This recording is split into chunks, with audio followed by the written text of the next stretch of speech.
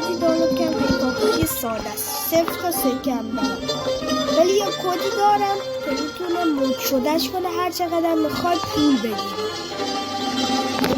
حتما کانالمو دنبال کنید. اول قلب قرمز زیر رو قرمزش کن. کانالمو دنبال کردی، مرسی. زنگوله کنارش هم حتما بزن تا من این کد رو بهتون بدم.